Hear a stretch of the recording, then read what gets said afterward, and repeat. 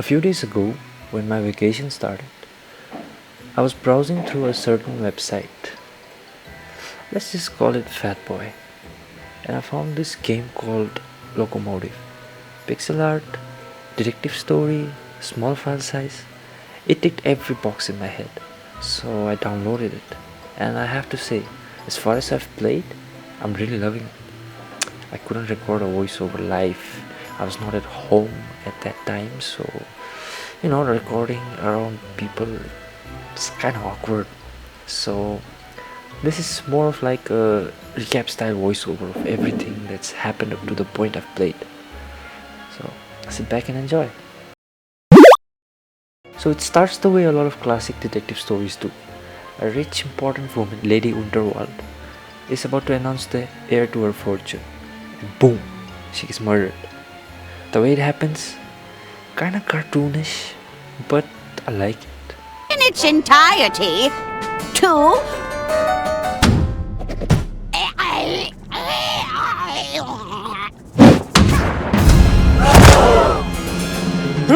Heavens above! Right after that, Wait! It may just be a flesh wound.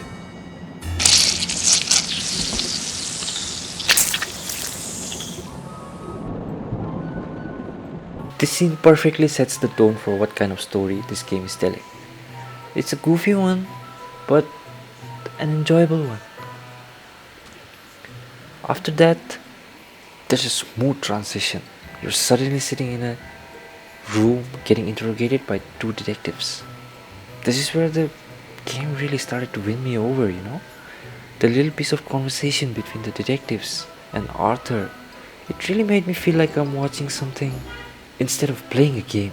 The character dialogue and facial expressions, in a pixel art game by the way, are more expressive than what you get in some AAA titles, And it never feels like you're some chosen protagonist or that the world revolves around you.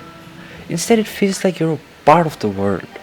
Like, even if you disappeared, it would still go on. That's something a lot of games, whether indie or AAA, fail to capture. After a bit of back and forth, the detectives leave the room because Detective Lamont gets sad that another junior at work ruins the vibe. And Detective 2 goes out following Lamont to cheer him up. This is where the game allows you to get used to the game's mechanics.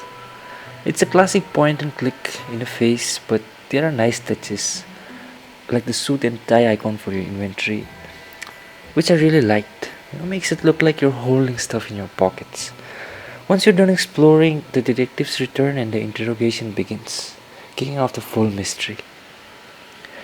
The screen fades out, and then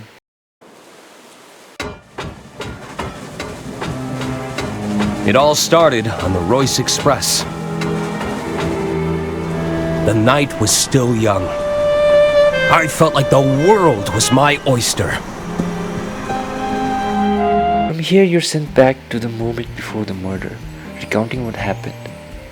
You're playing as Arthur Ackerman, an attorney hired by Lady Unterwald. She's going to announce the heir to her fortune during an event that evening.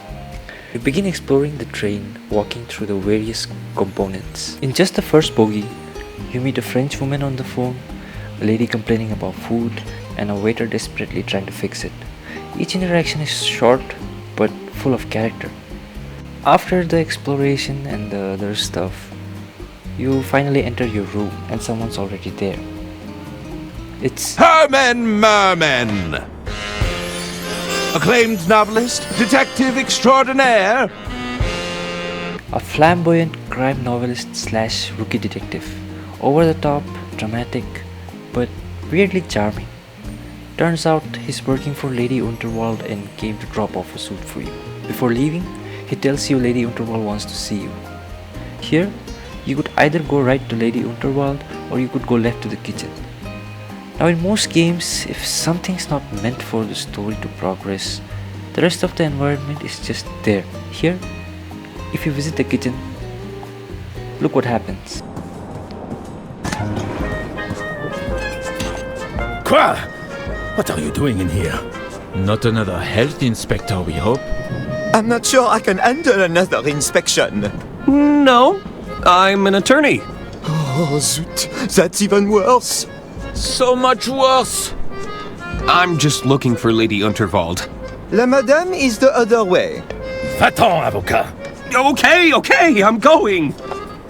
On your way to the lady, you walk through the dining compartment and meet the twins, Hagen and Gunther Gudrun, Lady Unterwald's nephews. One builds bridges, the other builds tunnels. They ask you what you prefer. It's a silly question, but the writing is surprisingly good.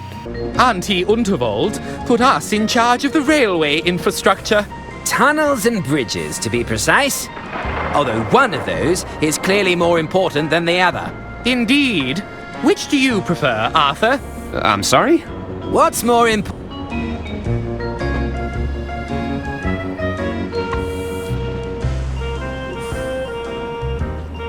You know, Oh, come now. what's your position on viaducts? Well, though I think that makes you a fellow. No, that hard. Don't try to complicate. Sorry. Tunnels. Ah! You're just jealous because you got stuck building. Excuse me? Not the ones you make, Hagen. The last time I enjoyed dialogue writing this much was back when I played Disco Elysium. So yeah, I'm officially a Locomotive glazer. Off track, but I stay on rails. Get it? No? Anyway, next you meet singer Suzanne Goldschmidt, who's part of the entertainment for the evening. You chat for a bit. The dialogue is a little spicy, but that's it. Then, at the next table, you meet Don, a guy trying to do the jiggy with her. He gives you a perfume-soaked love letter to pass along. I thought it was You meet Ron sitting on the bar drinking, and as I've said before, the talking is where the game is excellent at. Every character from the twins to Dawn to the chefs to even the French woman on the phone has a personality. This man and the bartender are no different. There's even a dialogue option where if you ask him about bartending, he'll talk about it and say that his parents are not happy with his decision. Now as I'm talking about personalities and characters, let me get something out the way. The only character that I didn't like up to the part that I've played the game for now is Arthur. He has Ryan Reynolds humor. And anyone else other than Ryan Reynolds having Ryan Reynolds humor, I just don't like it. It's just my opinion though, so people might not agree. Well, next you get to Lady Unterwald, who's getting a portrait of her mate. As the painter Pierre is about to paint, you get into the frame and Moment!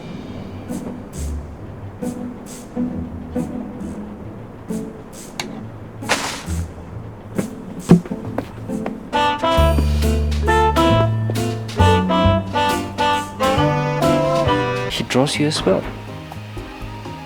Another one of the interesting characters for me. After having a conversation with Lady Unterwald, she tells you to keep the will safe, but in a matter of seconds, she feels sick talking about how all of them are incompetent, and she tells you to open the window of her compartment. You put the will on an open suitcase that's near the window, you open it, and